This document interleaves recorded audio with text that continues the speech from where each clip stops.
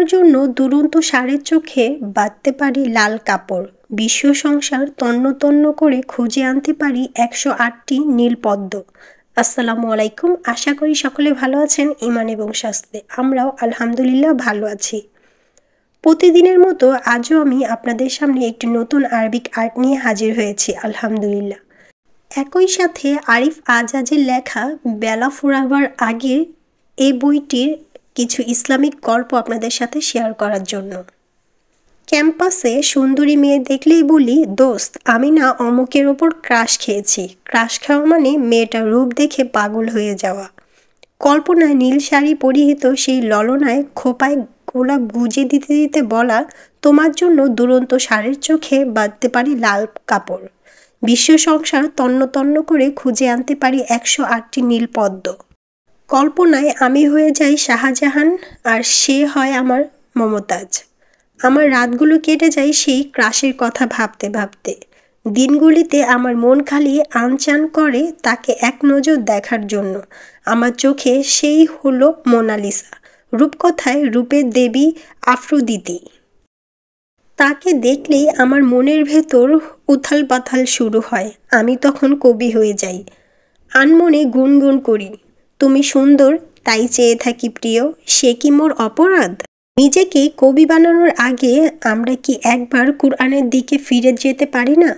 আমরা তো বিশ্বাস করি আল কুরআন হলো আমাদের জীবন বিধান। আল্লাহ সুবহানাহু ওয়া তাআলা স্পষ্ট করে বলে দিয়েছেন, হে রাসূল, মুমিন পুরুষদের বলে দিন তারা যেন তাদের দৃষ্টিকে সংযত করে।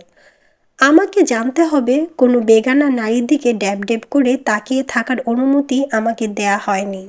বরং হাদিসে বলা হয়েছে কোনো নারীর দিকে দৃষ্টি গেলে সাথে সাথে তা ফিরিয়ে নিতে, ভুলেও দ্বিতীয়বার যেন মুখ তুলে না তাকানো হয়, কারণ দ্বিতীয়বারে তাকানোতে শয়তানের কুমন্ত্রণা থাকে। শয়তান তখন মনের ভেতরে কুমন্ত্রণা দেয় আর করিয়ে নেয় বিভিন্ন ধরনের পাপ কাজ। একটি সহিহ হাদিস থেকে জানা যায়, একবার মুজদালিফা থেকে মিনায় যাত্রাকালে আল ফাদল ইবনু আব্বাস এক মহিলার দিকে বারংবার তাকাচ্ছিলেন। এটা দেখে নবীজি সাল্লাল্লাহু আলাইহি ওয়াসাল্লাম নিজ হাতে তার ঘাড়টাকে অন্যদিকে ঘুরিয়ে দিয়েছিলেন। সূরা আল মুমিনের 19 নম্বর আয়াত, যেখানে বলা হচ্ছে চক্ষু সময়ের খেয়ানত এবং অন্তরসমূহ যা গোপন রাখে তা তিনি জানেন। এই আয়াতের ব্যাখ্যায় ইবনু আব্বাস রাদিয়াল্লাহু আনহু বলেন, আয়াতটিতে এমন এক ব্যক্তির কথা বলা হচ্ছে যে কোনো বাড়িতে যায় এবং ওই বাড়ির সুন্দরী মহিলার দিকে বারংবার চোখ ঘুরিয়ে ঘুরিয়ে তাকায়। যখনই তার এই কাজ কারো নজরে পড়ে যায় তখন সে চোখ নামিয়ে ফেলে। এরপর আবার যখন সে সুযোগ পায় তখন আবার ওই সুন্দরী মহিলার দিকে তাকায়। খেয়াল করুন, এই যে একজন মহিলার দিকে বারবার নজর দেওয়া, ফিরে ফিরে তাকানো, এটাকে আল্লাহ সুবহানাহু ওয়া তাআলা চোখের খেয়ানত বলেছেন। খেয়ানত মানে হলো আপনার কাছে কেউ কিছু গচ্ছিত রেখেছেন, কিন্তু সেই জিনিসটা আপনি হয় অপব্যবহার করেছেন নয়তো আত্মসাৎ করেছেন। চোখ হলো আল্লাহর পক্ষ থেকে দেয়া অন্যতম আমানত। সেই আমানত দিয়ে যখন আমরা ভুল কিছু দেখব তখন তা খেয়ানত নয়তো কি? কোনো মহিলার দিকে লুকিয়ে লুকিয়ে তাকানোটা আল্লাহর কাছে যদি গোপন না থাকে, তাহলে আমরা যারা নিত্য নতুন ক্রাশ খেয়ে ভাবনার সাগরে হাবুডুবু খেতে খেতে পাপের জলে অবগাহন করি, আমাদের ক্ষেত্রে কি হবে?